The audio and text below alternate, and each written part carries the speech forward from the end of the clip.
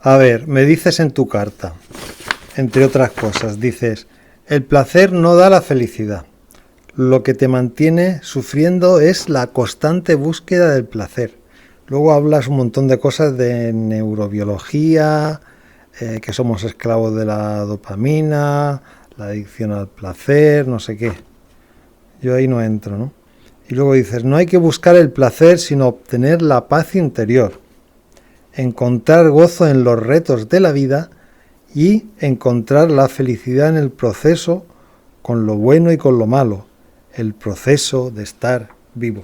Bien, a mí esto me parece, pues, como poesía muy bonito, pero que yendo a la realidad, por mucho que se hable de neurobiología y de todo el proceso de la dopamina, creo que esto no va a ninguna parte, entre otras cosas porque si la neurobiología y la endocrinología y todo esto hubieran descubierto cosas concretas, pues el problema de la felicidad, del placer y sobre todo de las angustias que más abundan en nuestra sociedad, se habrían solucionado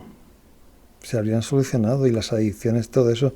Y no, por mucho que avanza la neurobiología, la endocrinología y todas las ciencias que tienen que ver con estos estados y la psiquiatría y la medicina y tal, por mucho que avanzan, cada vez hay más casos de enfermedades mentales, de angustias, de problemas de adicciones. O sea que a mí, yo no entiendo de todo esto, ni de dopamina, ni de neurobiología, ni de psiquiatría, ni de medicina, pero creo que no me sirve. O sea, hay que hacer una exposición extensa, yo no entiendo, pero creo que contrastándolo con la sociedad no sirve porque tendrían la solución para que se solucionaran estos problemas y no se soluciona, ¿vale? Como sí que se ha solucionado, por ejemplo, el tema del coronavirus y otras enfermedades. Bien, el placer no da la felicidad. Vamos a ver, aquí habría que definir bien qué es el placer y qué es la felicidad. Y esto ya sería, entre otras cosas, porque yo pienso que el placer no da la felicidad porque pienso que la función del placer no es dar la felicidad. La función del placer no es dar felicidad. Porque la felicidad, como muy bien dices en otra parte de tu carta, dice encontrar el gozo en los retos de la vida y encontrar la felicidad en el proceso con lo bueno y con lo malo. El proceso de estar vivo. Esto me recuerda a Aristóteles, ¿no? Cuando habla que la felicidad es un proyecto, es algo que hay que esforzarse, trabajar, o la psicología humanista, Víctor Frank, de la logoterapia y el análisis existencial, cuando dice que carece de importancia el dolor y el sufrimiento si tienes un buen sentido en la vida, ¿vale? Algo así me recuerda. Y es que en realidad la felicidad, que a saber lo que es, porque habría que definirla bien, pero parece que hay mucha gente que se pone de acuerdo que la felicidad está lleno de cosas buenas y de cosas malas, y que es un proceso y tal. Pues a mí esto tampoco me dice nada, ¿vale? Pues me parece filosofía, encontrar la felicidad en el proceso, con lo bueno, con lo malo, el proceso de estar vivo. Vale, eso cómo lo llevo yo a mi vida. O sea, a mí se me queda un poco esto, poesía etérea, grandilocuente, rimbombante y retórica. Vamos, no encuentro yo esto mucho fuste, ¿vale? Y luego, referente al tema del placer, vamos a ver, el tema del placer sí que es algo más concreto. De hecho, gracias al placer, nuestra especie subsiste, o sea, sigue viva. ¿Por qué? Porque nosotros cuando comemos produce placer, por eso comemos, entre otras cosas. Sentimos hambre, hay un placer que saciamos y comer nos mantiene vivos. El sexo da placer y gracias al sexo pues copulamos y la especie se va desarrollando y ha ido creciendo, ¿vale? O sea que en los dormir, por ejemplo, dormir da mucho placer, pues te acuestas y duermes y descansas. En los orinar da placer, cagar da placer. O sea, en los procesos fundamentales de la vida está el placer presente y gracias al placer nosotros estamos vivos. Sabemos muy bien lo que es placer. Sé lo que a mí me produce placer y sé lo que no me produce placer. Otra cosa que a nivel de filosofía, de literatura, de psicología, el placer tenga mala prensa. Yo no sé por qué tiene el placer mala prensa, pero si buscamos placer en Google, te saldrá adicción al placer, adicción al sexo, no sé qué, y se relaciona el placer con el sexo. Buscas placer en Google, te sale sexo o comida, cuando el placer es algo muchísimo más amplio. Y puedo buscarlo en internet. Toca el botón de buscar de abajo. Y mi móvil se ha puesto loco. No sé qué he dicho, pero vamos, he hablado del placer y ha saltado corriendo. En fin.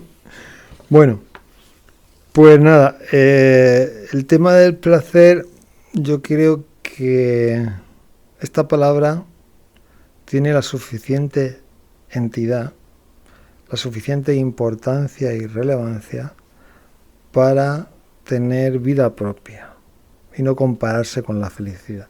El que quiere hablar de felicidad, de proceso, de lo bueno, de lo malo, pues allá él que tire. Pero dejemos al placer tranquilo. ¿Por qué nos metemos tanto con el placer? El que quiera felicidad, que la busque. Pero no nos metamos con el placer. No digamos que lo que nos mantiene en el sufrimiento es la constante búsqueda del placer. ¿Por qué? ¿Por qué? Es no vivir en la realidad, porque vamos a ver. Nosotros es verdad que buscamos el placer y huimos del dolor. ¿Es verdad esto? Los filósofos dicen que sí. Yo lo cuestiono. Yo cuestiono que busquemos el placer y huyamos del dolor. ¿Vale? Porque ahora mismo se habla de esclavos a la dopamina, por ejemplo, de las adicciones. Pero es que cuando tú te haces esclavo a esa dopamina, que yo no entiendo eso, el proceso y todo, pero cuando tú te haces esclavo a una adicción o algo, o sea, es porque ese placer no es lo suficiente saciante. ¿Vale? Cuando el placer te sacia, no hay adicción. No hay adicción.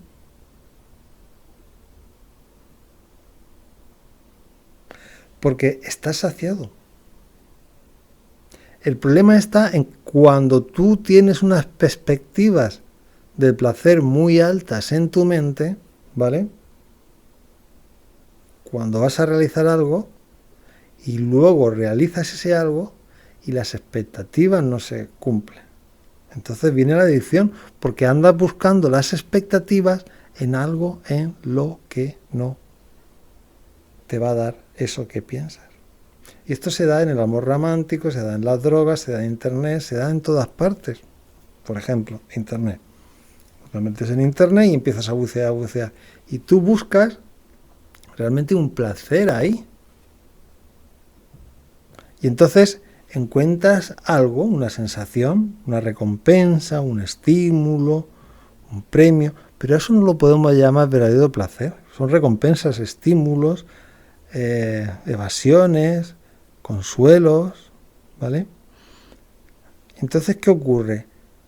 Que realmente tú buscas un placer más intenso y buscas a ver cuál es el vídeo más tal y esto y cuál la noticia que te va a sentir más, pero no llega a cubrir tus necesidades de placer. Y entonces hay una constante adicción buscando ahí. Esta es la dinámica del placer que no se tiene en cuenta. En la medida que vayamos encontrando placeres que nos satisfagan, ahí desaparece la adicción. Y esto yo lo sé por experiencia personal, pero también se sabe a través de estudios antropológicos que se han hecho ya desde Margaret Mead, Margaret Mead o Ginebra Batí. Se han dado cuenta que entre las tribus que no tienen contacto con nuestra civilización no hay adicciones, porque los placeres que ellos tienen responden a sus expectativas. Tienen menos literatura, menos poesía, menos fantasía, y entonces cuando el placer se corresponde con la expectativa, se planifica y se extingue y luego buscas otro placer. La condición del placer no es que provoque adicción, la condición del placer es que se extingue. Pues esto hay que ir cambiando de placeres para que siempre podamos vivir en placer. Y como ya digo, la razón de nuestras adicciones al placer es esa insatisfacción permanente que tenemos por todo. Pero la insatisfacción permanente que tenemos por todo viene determinada por unas expectativas que vienen de la filosofía, de la poesía, de la literatura, de la retórica, de hace ya muchos años. Por ejemplo, el amor romántico, cuando Platón habla de la media naranja, o cuando Ovidio habla de la pasión, del amor romántico, del amor por la otra parte. Es decir, si os fijáis, si nosotros resulta que le hacemos caso a Platón y que para encontrar a una pareja es la media naranja, es decir, hay, no sé los habitantes que hay en el mundo, vamos a poner 8.000 millones de habitantes o lo que haya, no lo sé. Resulta que entre esos solamente hay una persona que es tu media naranja. Ponte a buscar. Y que resulta que cuando la encuentras, la media naranja, al cabo de los años, dice, ya no es la media naranja, porque discutimos muchísimo. ¿Entendéis? O sea, ¿entiendes? O sea, lo de la media naranja es una elucubración mental de Platón. Y lo del amor romántico y de la pasión del amor de la poesía de Ovidio son elucubraciones. Y la literatura y todo esto nos lleva a creer que el amor romántico es el sumum. Y cuando encuentras a tu pareja ideal, todo lo demás carece de importancia. Porque ese es nuestro sentido en la vida. Encontrar el amor romántico, el amor de la pareja. Todo lo demás carece de importancia. Y no. El amor romántico es una cuestión fisiológica, fundamentalmente, porque está destinado a que la pareja se una y tenga prole. Y el amor romántico, pues, sin duda alguna, tiene que ver mucho con las hormonas y tiene que ver mucho con un espacio en el cual el vínculo se fortalece mucho mientras los hijos crecen. Y esto se extingue en la medida que los niños van creciendo, el amor va desapareciendo. Por lo tanto, el amor romántico es una pequeña parte de la vida. Es una pequeña parte de la vida. Entonces, cuando te das cuenta que la vida es algo, es un mapa, es un plano gigante, con muchísimos matices, con muchísimos placeres, y eres consciente de que el amor romántico es una pequeñísima parte, ya no vas a estar adicto al amor romántico, porque sabes que es una pequeñísima parte. Pero hay gente que es adicta al amor romántico y no lo encuentra, y aunque tenga pareja vive infeliz, y va a conciertos de cantantes que hablan de amor y desamor, y en los conciertos lloran, y se ven películas románticas, y siguen llorando, y leen novelas también que hablan sobre esta pasión, y se emocionan, y se acuestan con lágrimas. Son todo elucubraciones mentales. Son elucubraciones mentales que nuestra sociedad ha metido dentro de nuestra cabeza, porque pensemos que todo contacto que nuestro cerebro tiene con el entorno crea una impronta en la mente que determina nuestra forma de pensar, de sentir y de actuar. Y así todo, así las adicciones al sexo, las drogas, buscamos en las drogas que nos hagan sentir, y te das cuenta que no, al final la gente que se droga para matar un poco la ansiedad, pero no encuentran un verdadero placer en las drogas, no encuentran ese placer que las drogas le dicen que le van a dar. Y es que el problema está en nuestra cultura. Tenemos una cultura adictiva que ya desde hace muchísimos años nos dice que el amor romántico, que las drogas, que el trabajo, que el dinero no va a dar la felicidad, o la adicción al dinero, o la adicción a ganar copas. Todo esto está metido, introducido por la sociedad. El tema de las drogas en nuestra cultura ha sido muy, ¿vale?, muy fomentado por nuestra cultura. Por ejemplo, el alcohol. Ahora ya cada vez van prohibiendo más anuncios sobre alcohol, pero antiguamente tú te bebías una copa de vino y todo era maravilloso. O una copa de whisky y todo era maravilloso. Pero es que ahora tenemos anuncios, por ejemplo, con los coches, con las casas, con los refrescos, con los bollicaos, con un vestido, yo qué sé. Entonces lo que nos están metiendo en la cabeza una y otra vez, los medios de comunicación, internet, las redes sociales, es que hace poco vi un anuncio de un coche. Entonces salía una familia de casa, la pareja, el hombre y la mujer, y 3 chiquitos peleándose, de la salida gritando, no sé qué, pues nada, el hombre va, coge el coche, lo trae, suben los 3 hijos, sube la mujer, y es montarse dentro del coche. Los niños se callan, empieza a sonar una música, la pareja empieza a sonreírle, él le sonríe a ella, se hacen planos de los niños también sonriendo entre ellos, y el coche se desplaza y viaja. ¿Te das cuenta? Es decir, si te compras un coche no vas a tener problemas en tu familia. Y esto que parece una tontería se va grabando en tu inconsciente. Y al final va comprando cosas creyendo que con eso tu familia va a estar mejor. Y tu familia seguro que está peor, porque si te pasas la vida trabajando y no los ves para comprarles cosas que ellos necesitan, pues vaya mierda de vida y vaya mierda de familia se va a crear. Lo que necesita la familia, lo que necesitan los hijos y la mujer es tiempo, mucho tiempo juntos y hacer cosas en común.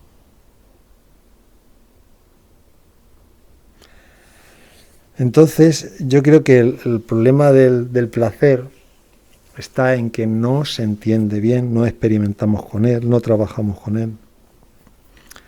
Y hay una cuestión también, y es que el placer se pone siempre dependiente y se pone siempre pegado a cosas materiales, drogas, otras personas, compras, viajes. Es decir, nosotros asociamos el placer a cosas físicas tangibles. Cuando hay una cantidad de placer enorme dentro de nuestra mente, simplemente cambiando el foco de atención de nuestra mente. Pero claro, para cambiar el foco de atención de nuestra mente, necesitamos saber en qué pensamos, por qué pensamos y para qué pensamos. Todo esto lo explico aquí abajo en la descripción, en un libro. Hago un pequeño comentario y dejo un libro que lo podéis encontrar en Amazon. Se llama Pro Uniplacer, proporción entre unidades de placer. Las unidades de placer son unidades de pensamiento, que cuando están bien estructuradas producen placer. Pues bien, nosotros estamos pensando todo el día. Bien. Entonces, todo eso que pensamos durante el día lo podemos agrupar en unidades. Y de esta forma sabemos en cada momento qué unidades tenemos más abultadas y qué unidades tenemos más disminuidas. Cuando hay unidades que están muy abultadas, pasa lo que he estado diciendo hasta ahora. Es decir, la mente de forma inconsciente repite una y otra vez las mismas unidades esperando buscar un placer y el placer ese se extingue. El placer ese no llega porque le queremos dar plenitud a una cosa. Es como la alimentación. Si nosotros siempre nos alimentamos solamente con un alimento, buscamos en ese alimento nutrirnos y cada vez estamos más desnutridos y comemos mucho de ese alimento y más, pero nos faltan cosas porque necesitamos una dieta variada. O a la hora de ir al gimnasio, si cogemos y trabajamos solo un músculo, el bíceps por ejemplo, y venga a trabajarlo y pretendemos que todo nuestro cuerpo se desarrolle, pues no se va a desarrollar y estaremos ahí agotando el músculo. No, hay que trabajarlos todos. Pues de la misma forma podemos ir trabajando todos nuestros pensamientos, toda nuestra percepción y atención, cambiando el foco entre diferentes unidades de pensamiento que están bien definidas y delimitadas, y eso lo digo en el libro, y de esa forma siempre tendremos placer en nuestra vida y sentiremos un gozo, una dicha y una alegría inmensa. Bueno, esto ya es más extenso de decir. Aquí abajo en la descripción os hago una indicación y os dejo el libro. Y nada, que cada uno experimente. Al final se trata de experimentar con el placer y saber que siempre podemos tener más placer, más horas de placer, y siempre podemos tener el placer más intenso. O sea, el placer no tiene límites, ¿vale? Puede tener límites a lo mejor en el tiempo, tiene 24 horas, pero luego está la intensidad en el placer y la intensidad en esas 24 horas no tiene límite. Podemos ir subiendo en el placer hasta el infinito y más allá. Pues nada, mucha experiencia y mucha suerte.